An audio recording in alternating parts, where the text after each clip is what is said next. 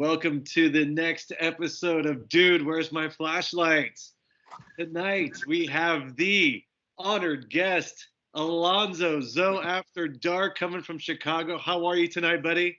I am really good, man. Really excited to be here. How are you? Oh, super stoked to have you on the show. You know, it's funny because we met actually almost a year ago. It was. We just passed our friend's anniversary. We just passed our friend's anniversary. In fact, Facebook just threw out like 8 awesome images we collabed together in New York, dude. I was super stoked to see that today. So yeah. Welcome to the show, my friend. I have to tell you, man, I've been looking forward to having this combo with you because you've been a huge inspiration to me, especially early on when I first started light painting. I really looked at your feed and I just was like, oh my God. Stop. Seriously, this was We're it. already friends.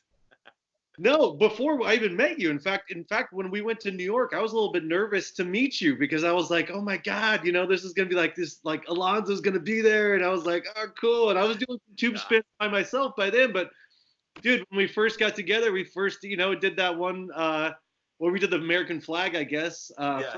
We started doing some stuff on our own, and it just clicked, man. So, dude, thanks for coming on the show, man. How you been?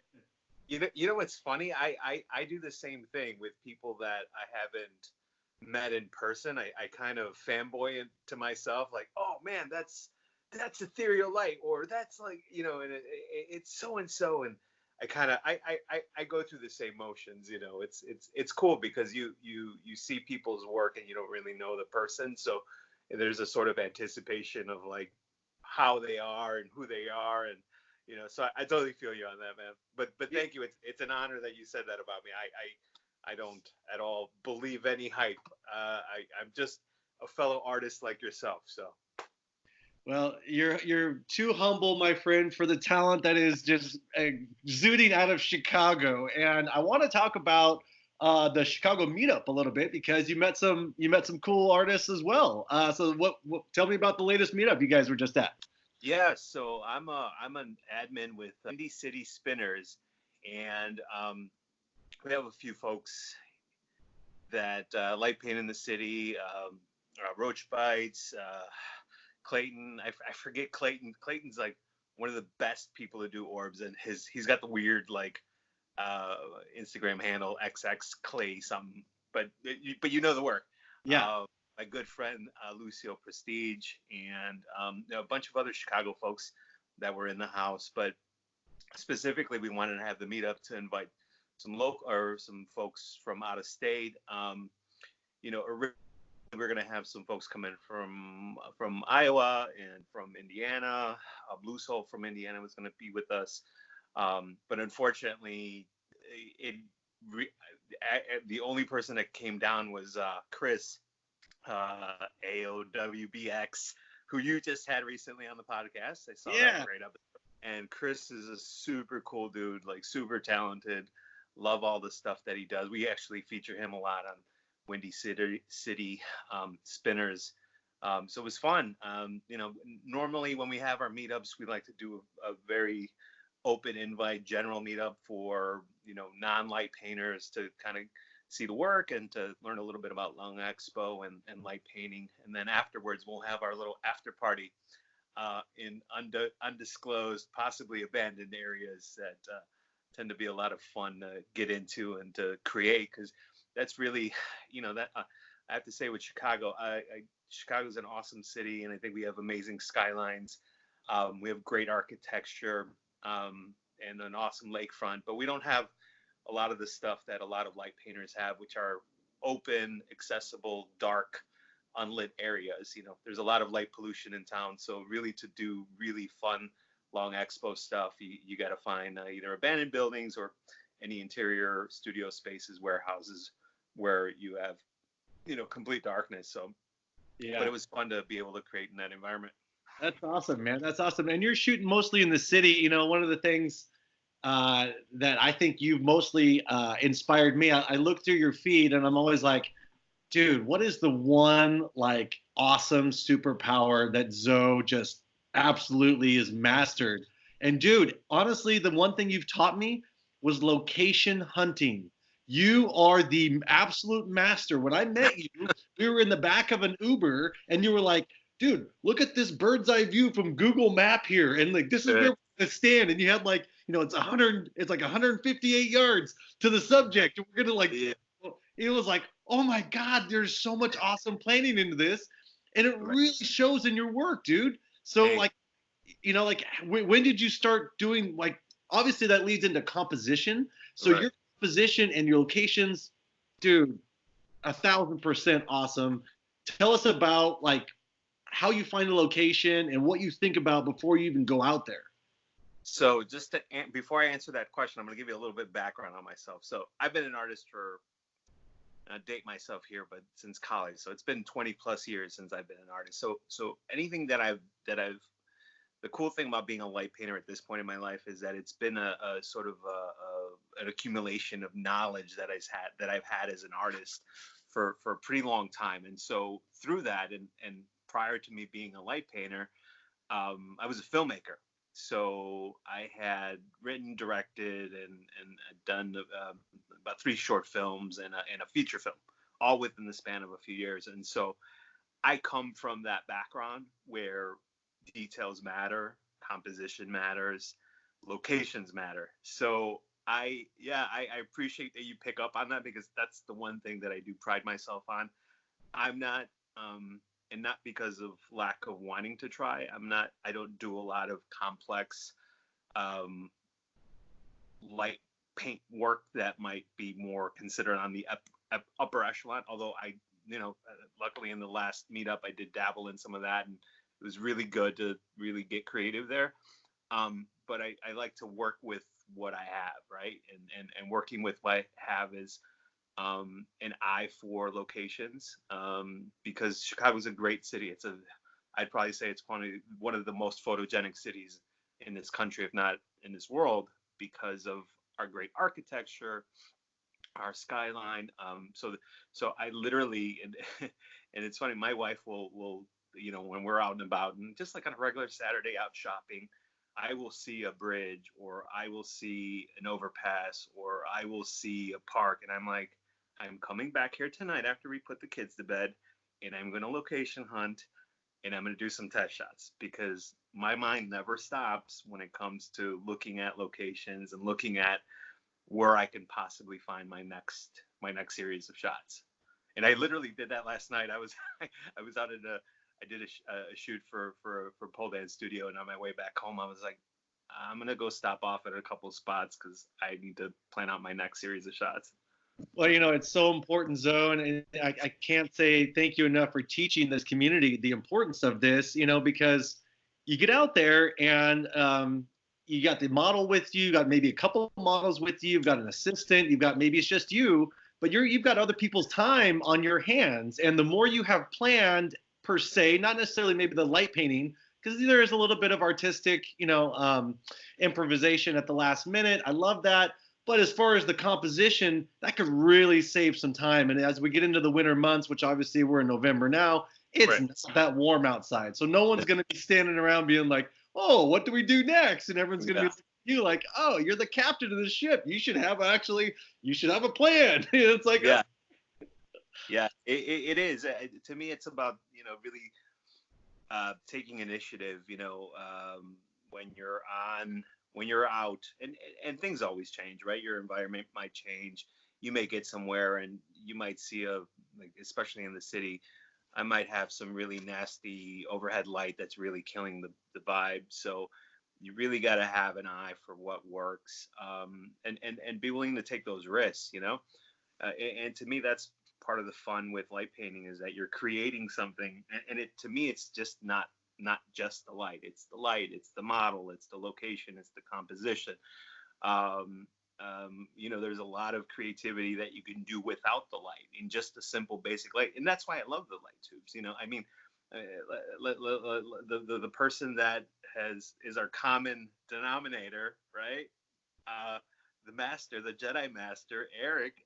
His work is, it's very it's simple in that it is just a simple light, but he goes to these otherworldly locations. And to me, that's been my inspiration, as I'm sure he has with you and with a lot of light painters that like to do tube lights. Um, and it's funny because of him and because of our meetup last year, and then earlier this year, or a couple months ago, I got to go to Joshua Tree, which we'll have to talk about. And like being able to travel for light painting now anytime that I go out somewhere, I'm already with tube bag in hand, and I'm like, I need to light paint. Like I went to Toronto with my family and did some stuff there, and little road trips here to either Michigan or Milwaukee or wherever, and I'm constantly like thinking like, all right, what can I do in this location? So it's such an awesome world to be in, because we're really focused in on how we can create with where we're at, and I know you do. I mean, you're probably even busier than me, and we're gonna have to talk about your travails through North and South America, man. That looks like you had a lot of fun. Yeah, no, absolutely, brother. I think Katie May and I have been to 9 countries since we've seen each other last. And so that has been a huge adventure, artistic movement for us. It's been fun to travel. It's been fun, like you said, just to grab the tube bag. They're light, they travel well, they fit in the overhead.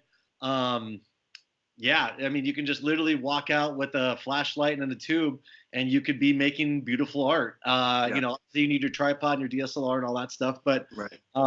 Yeah, like you, I found the tubes are just nice, simple, elegant, beautiful, and if you put the composition and tell the story with the model, and obviously where her hands are and what the action of the photo is and where you place her in the frame, blah, blah, blah, blah, blah. These are all super important things on how to take a good light painting into a great light painting. Exactly. And obviously we follow in Eric's, tutelage. He's the ultimate Jedi, and honestly, dude, we were out there, I feel like we could be thrown into any situation, just like we were that one night. And we were like, dude, we could come out with the beautiful light paintings no matter where we're at, no matter what we're stuck with. And that's just commendable, man. That's just you as an artist. Yeah, I appreciate it, but it really is. It's been an awesome journey, and I think meeting people like you, and all the cool people that we met in New York, and my recent trip to Southern California, hanging out with Patty and Katrina. It shows me how awesome of a community that we're in. You know what I mean? We're separated by distance, but we're united by light. So I think it's really cool, and I hope that we get to, I know you and I are gonna get together. We're gonna make it a priority soon. Yeah. But like to be able to meet other folks that I admire, the works that I admire, and you could tell, they're good people. It's just such a cool community. Yeah, man. If you could, this is the question for you. Talking about location hunting. If you actually metaphysically teleport through your house in your screen and go to GPS, man, where are you dropping in? And where you can take any light painting bag you want with you, any camera. What's the location you're going to? Well, dude, you, my friend, I'm jealous of, because you have traveled to me is the ultimate light paint location, which is the salt flats of Bolivia.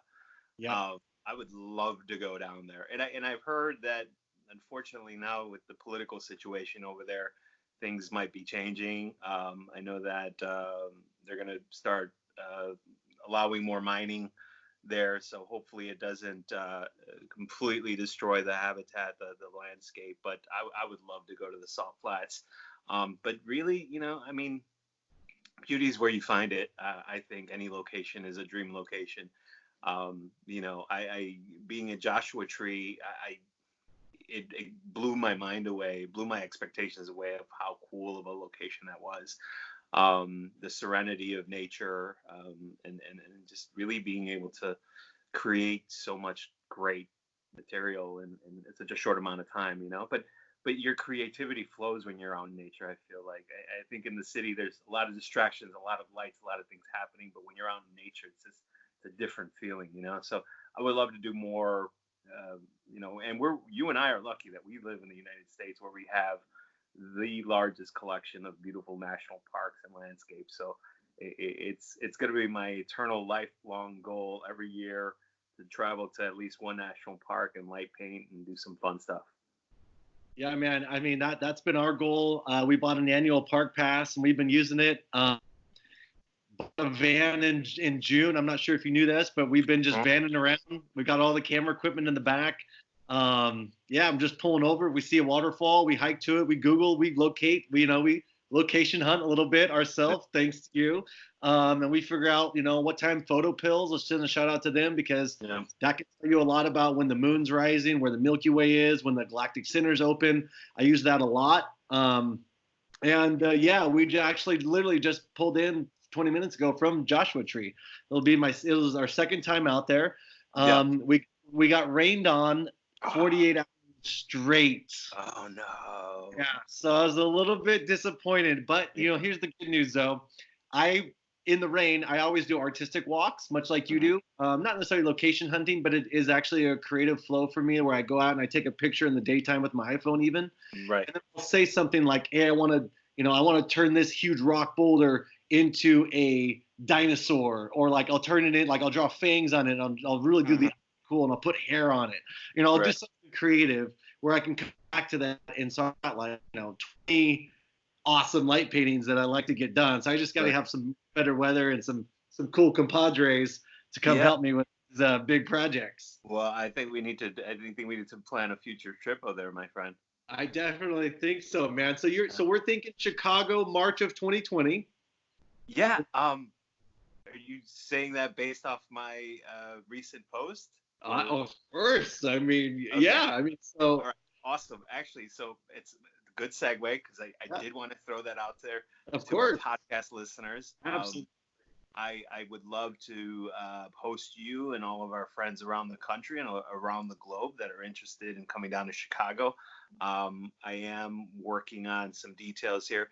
The trick with Chicago, as I already mentioned, is that we have awesome skyline and beautiful lake and a lot of great architecture. But unfortunately, because of the way the city is run, law enforcement tends to be quick to dispose of rotating artists. So I want to plan it in a way where there is going to be time for that. But then I actually have somebody that has access to an abandoned building about an hour away. And I've been to this building before. It used to be an old cereal plant by Kellogg, and there's a grain silo there too. So it'd be cool if we get access to that. Yep. And have people come down there. But there would be multiple options, and I would love to, again, just to host everybody, have people come down, meet, create, again, depending on the turnout, maybe even put together a little gallery, something to really just put together the artist community, put a focus and spotlight on us. So the pitch is coming out there.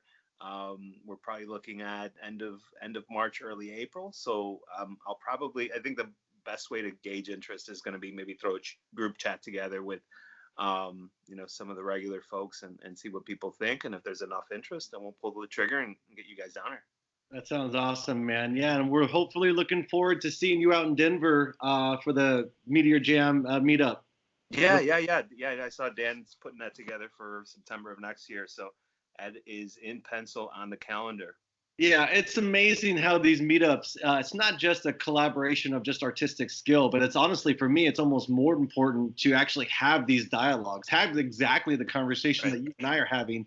In fact, the podcast idea not only came from just our meetup, but it came from several other meetups where I was like, man, we're sitting around during the daytime kind of waiting for nightfall, but we're having so much fun dialoguing about this passion and this art that we love. Yeah. And I'm bouncing off ideas that I'm having, and they're bouncing off ideas off me. And we're like, well, what if we did this? And what if, you didn't think about that? And it's just amazing. Not only does the art come out of it, it's amazing, but honestly, I think just getting to know the artists is actually, for me, is so much more important. Right. Oh, I agree. That's why I loved our meetup in New York, because I felt like you and I bonded pretty quickly. I think we've got a pretty good, we're similar in age, we're similar in life experience. I think we connect on a lot of different levels, not just artistically. And I think it's cool because when you find people that you connect with, I feel like you grow closer relationship, and you're able to like share things. And to me, it's you guys are a family to me. I've been light painting for about 3 years, and I feel like you guys are my new artistic family. And so the opportunity to have conversations and just talk and shoot the shit, and even just talk life stuff. Totally. I'm always down for that. So it's good to connect, and we've got to do it on a more regular basis. But the opportunities are always there. Yeah, man. Yeah, man. So, segue. Do you have your tickets to the Rise of Skywalker? Not yet, but Okay. I will be there, my friend. I will be there. But more importantly than Rise of Skywalker, are you watching The Mandalorian? I have not, but I should. I just got back from J Tree, so I didn't have Right. cell coverage. But Oh, yes, yeah. I will be on it. I will be on it, my friends. Yes. Yes. Okay, because I've got 2 words for you. This is kind of a spoiler. That's okay. Give it to me. Baby Yoda. That's all I gotta tell you. Oh, dude. Baby Yoda. That's all I gotta tell you. Oh, Swear to God, they're on their second episode. Their third episode airs on Friday, and it's blown me away on how good it is. I was having this conversation with somebody recently about this show, because it's a serialized show. I think it's just like 8 episodes. The problem with some of the Star Wars movies, I love them all, but I feel like especially those middle trilogy ones felt like they took too long on certain things, and they rushed the most important things, right? So story wise, because I'm a big, again, as a filmmaker, sure. I'm about story. I'm about carefully constructed characters, three-dimensional characters, getting to know them, knowing their backstory, things like that. So with a TV show like this one, you're getting to know this singular character, and you're going on a journey with them, and you're not rushing through things and all this. I'm an action guy, and so the first episode was very action packed. The second episode was more storytelling, so I appreciated that. So again, that's I'm going to leave you with. If you don't have the Disney Plus thing, sign up for it. Watch those episodes. You will, and we'll talk again, because you will agree. I love it, dude. I love it. So I want to talk to you, Zoe, about this beautiful photo. I'm going to have it better on the podcast. Yeah.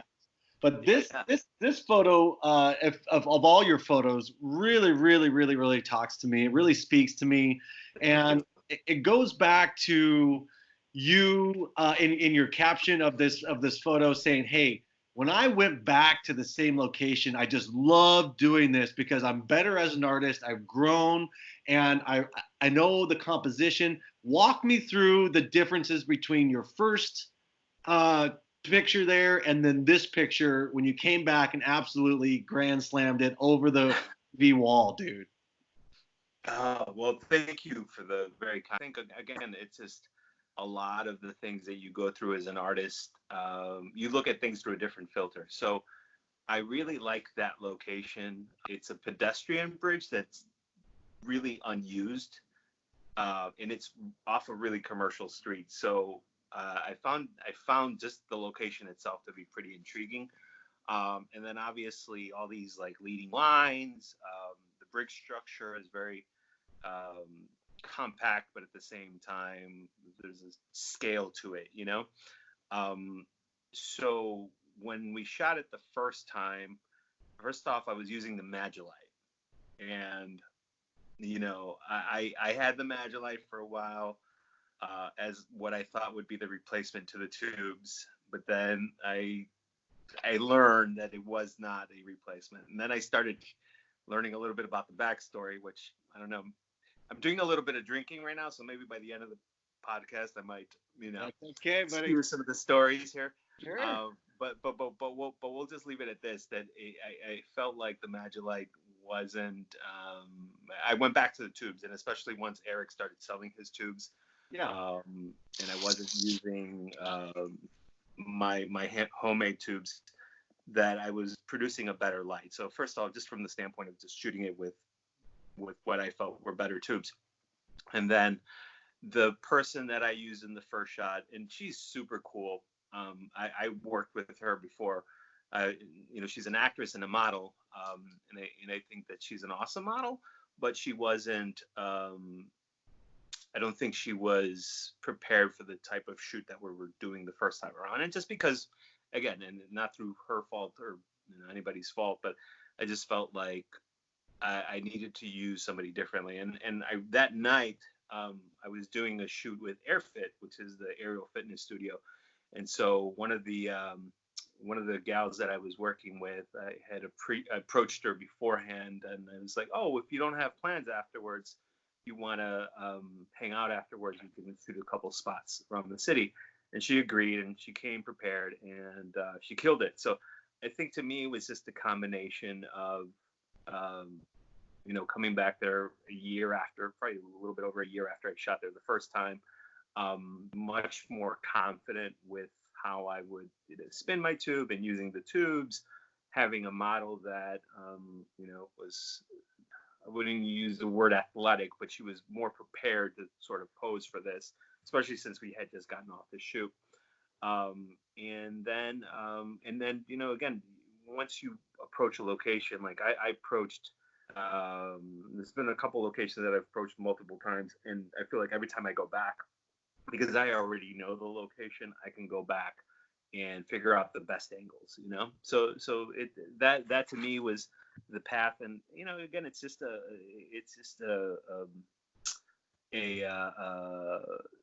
analogy of how you are as an artist, right? You start off at a certain spot and you grow and you learn things and you add layers, and it's just that journey. So I appreciate you pointing that picture out, because it is a good reflection of growth and change as an artist. So thank you. It was fun to shoot it, and I think the first time I had posted it, it had gotten almost like 1,000 likes.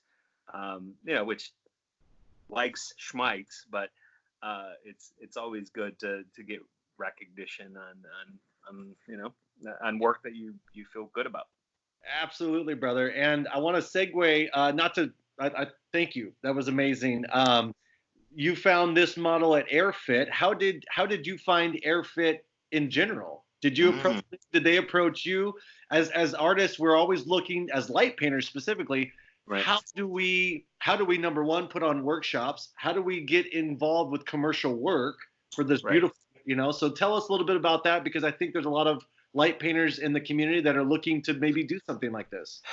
Yeah, I have to say, my entire journey through light painting has been a blessing, because to me, I've always looked at things from the standpoint of not just doing the work, but the journey that you go through, right? So I feel like people come in and out of your life for a certain reason.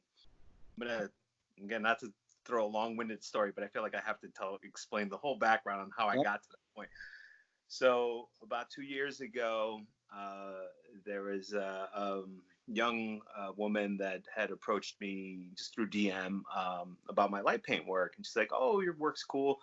Can you give me some tips?" And I happened to see that she was located in Chicago. I said, "Well, if you want to, let's just meet up one day, and I can kind of show you some things, and we'll go from there." So I met her, and this was like, yeah, a little bit less than 2 years ago, but this was probably like spring of 2018. So we met, and she was cool, and then we hung out a couple times, and then we did a shoot in the lakefront. This was probably one of my favorite shoots, because this is where I met Emily Yen, and Emily is, yeah, you know the name. So Emily is a super awesome, super talented yogi, aerialist, just overall good human being that I've had the fortune to work with for some time. And so I met her there through Angelica, who was the girl that introduced us, because she had just worked with her, like the week prior, and just did a shoot with her. So she brought her with, just to bring her with. And so we hit it off, and she loved it, and we're like, "Oh, let's shoot again." And then we just started shooting all of 2018, so all of last year, from like early spring through the whole year. We just pretty much shot almost every weekend. And so, a lot of the stuff that I did last year, she's in. And so once it started getting cold, we were like, "Oh no, light paint season's over." But we're like, "But is it?"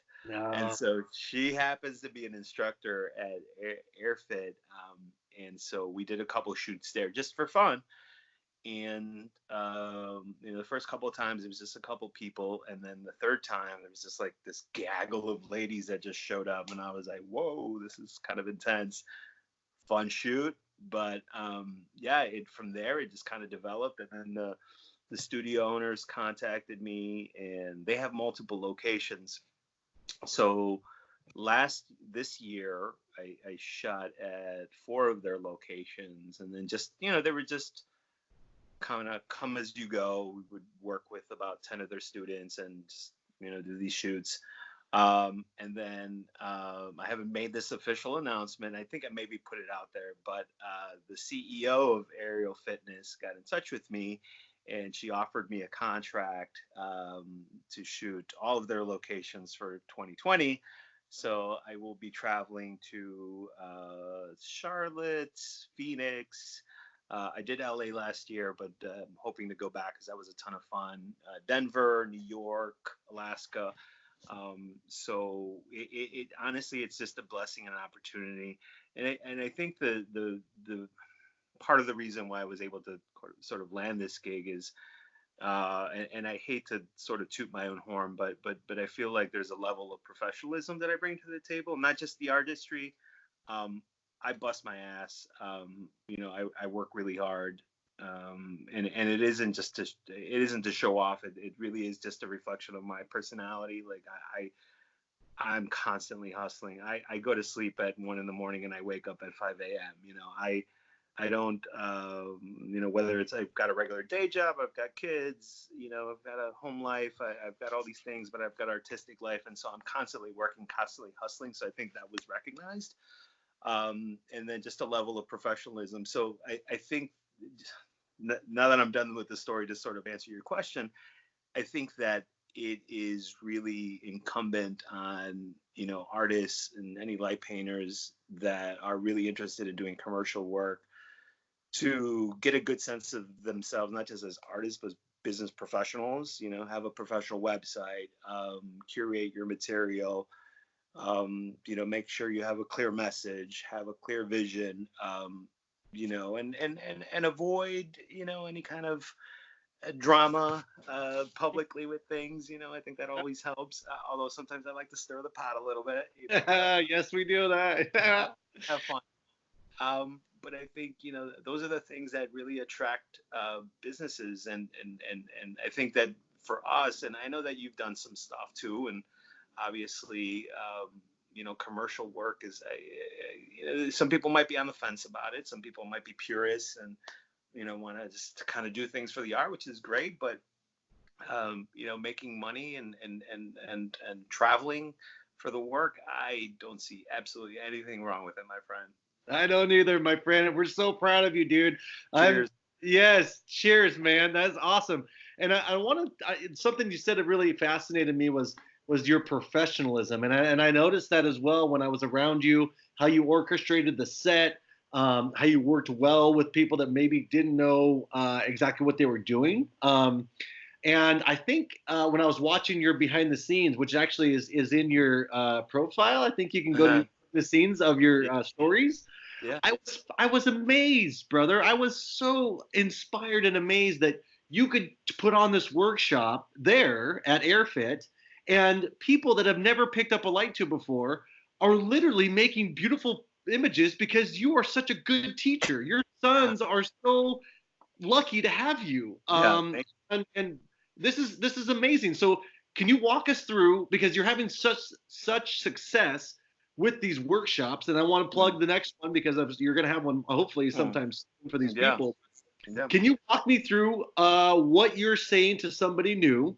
What's like an ABC or 1, 2, 3 of a tube spin, and kind of walk us through for those of us that don't know really what tube spins are and what a Jedi does. Yeah, well, I'm not going to take credit for it because all I did was regurgitate the same information that Eric Paredes put on his website. But it's there is a big learning curve that I undertook when I learned how to do this, and I tried to avoid directly or I'm kind of a proud person, so I don't like to ask. I kind of like to figure things out, but because I feel like when you figure things out, that's when it makes most sense. You know what I mean?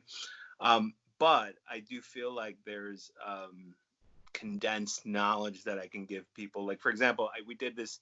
So just to clarify, what I do with AirFit is in workshops. They're booked shoots basically with the aerialist. So they pay me to do, we'll do whatever amount of people during a session, and they'll get their edits and things of that nature. But sometimes I will have people there that'll kind of shadow me, and I'll teach them a little bit. But for example, I just did a workshop with Shy Shooters, local hub here in Chicago, and that was a lot of fun because there were, very interested folks in learning how to do tube spin. And to me, there's a lot of different things, right? But to me, I'd probably say about 4 or 5 core things that are important for tube spins are having the right equipment, right? So for example, having a proper flashlight, having the right tubes, having a tube cap, which is a lesson that I learned. And thankfully, Eric makes these awesome caps, because even if I make custom tubes, I'll always be using Eric's caps because they're perfect, and they create the right light. But I think the most important thing is knowing your light, right? Knowing your environment, knowing your light. And if you are in the city, just because there's a ton of ambient light doesn't mean you can't get a great shot. You just have to know how to expose your camera right. I always tell people, expose your background first, right? Don't go for the light. The light is secondary. It's the whole frame that you have to focus in on, right? So for example, a lot of the shots will shoot the skyline, and the skyline, especially if you're at a closer distance, can be very bright. So you don't want to do a shot where you've got an f5 and you're just blowing out your skyline. So it's really about balancing that light, whether you have all this ambient light that you have to work with, or if you have a completely dark sky. One thing that I didn't incorporate until recently, and just because of Eric, is when you have a very dark environment, you can go up really high. I always had this stupid rule about, my ISO can't go up above 800 or 200 or 100. But I'm like, no, wait a minute. I can bump my ISO up, because if I really want to expose, especially when we're in Joshua Tree, like I want to expose that sky first, and get a very nice, like luckily that day we had a full moon, so we had a very lit background that I didn't really need to do much. But to me, I would say that would be the number one rule, just really exposing your background first. And then from there, you can adjust your light, because unless if you have the proper flashlight, you can go from a really heavy light to a very light light. So yeah. How do you expose your models, Zoe? Do you like your models? Do I like them? Do you like them? Like do you them. like them up? No, so interesting that you mentioned that, because I've never until recently lit the models, because again, it was just sort of this sort of purist approach to like, oh, well, it's hand lit and only one, which is fine. I think there's certain looks that lend themselves well. But again, I think, like, for example, the bridge shot that you pointed out, that I did not light her, because again, properly lighting or exposing your background, I had an overhead light coming from the bridge that, again, I found that light. I'm like, this is going to bounce off of her, so it's going to expose her. I've got an exposed background, and now I'm going to adjust my tube settings to match that light. So I try to do it naturally, but Light Paint Tools has this really cool, awesome portrait light, which I'm really loving. Yeah. So when I'm doing more portrait style stuff in the studio, I've been trying to implement that more, and I will, because I think, again, I don't think there's a proper way to do it. I think it's just a preference. Some people like silhouettes, some people like exposing, some people like middle of the approach. I like it all personally. There's some stuff that I'm just like, oh, this looks really cool, but I can't see her face at all, but I like this shot. Yeah. Sometimes I'm like, no, I should have put a little light on her, So I think it's just personal preference. Yeah, man. Okay, brother, I got to ask you, what is your one song that you're going to add to the master playlist? We're putting this together. And by the way, for those who are watching and listening, there is an actual playlist on Spotify. These podcasts can be found on Spotify and iTunes. But Zoe, give us your motivational one song, brother. What are we going to add to it? Okay, so I'm not gonna tell you what it is. I'm gonna play it. Yeah. That because I think it's a very perfect. I think it's a very perfect. First of all, I'm a fan of this genre of music. I think it's just upbeat, and I like upbeat music. But first of all, the name of the song alone is awesome, and I think it just fits perfectly with the theme of light painting. And I'm trying to stall for time here while I pull it up. All right, hold on.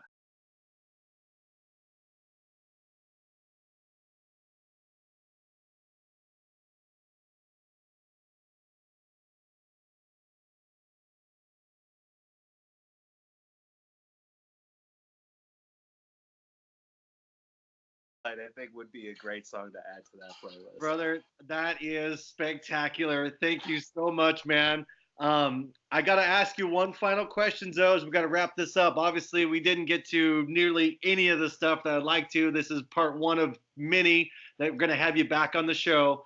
Awesome, man. If I can make a Hogwarts, a light painter's school for little Padawans that want to come and actually learn this art form, what do you let's picture seven as the first graduating class. Dude, what are you going to teach this class? What's your one gift you're going to teach? Well, let's start off with the obvious, the location scouting. So be the Absolutely. location, guru. I think that's amazing, brother. Like I said, that is your true gift. It is a gift that you've given me, and as well as hopefully other people after watching this. It's that really one true thing that I've really taken to heart from you. And every single one of my photos from here on says there's a piece of Zoe in each one of my art, dude. No, seriously, thank you so much, man. That is absolutely kind of you, my friend. Dude, it's the God's honest truth. And Zoe, where can we find your work, man? I mean, you've got stuff all over the place, but let's Zoe After Dark with underscores on Instagram. Tell us more. Where can we find you? Well, you know what? Actually, my Instagram is probably my best place. I've got a Facebook, but that's more personal stuff. Although I've got a ton of light painter friends there. But yeah, Zoe underscore after underscore dark.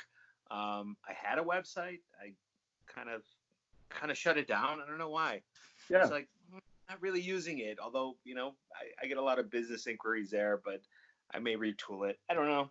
I as much as I like to take things seriously, sometimes I like to take things not too seriously. But I think the gram is the best way to find me, man. I love it, dude. Well, I'll find you on the gram, man. I love when I see your stuff come across my feed. It's always makes me smile, and I always think of you, dude. Fist pump through the screen. I'd give you a big hug if I was there, dude. I can't wait to light paint with you again, man. And I hope that's sooner than later. Yeah, absolutely, brother. Well, it was a pleasure on my end. Thank you. If you don't mind, I'm going to say a couple things. Please. You, my friend, are an amazing spirit. You bring a lot of light, literally, to this community. So, and I'm a big fan of your work as well, because you have evolved a ton over the last year. You actually taught me a bunch of things too. So this mutual love fest goes both ways. I think prior to us meeting, I was very sort of rigid in my approach, and I think through you and through other folks, have taught me to really expand on things, and there's been a creative path, and I think us meeting has been an amazing time for growth. So I appreciate you, and I appreciate what you're doing for this community through this podcast. So everybody show Aaron some love here. Make sure to hit the like button, subscribe, look him up, stalk him, whatever. Good people. So thank you so much. And yeah, man, we gotta hook up soon. Sooner than later, brother. All right. Until then, peace. Bye bye.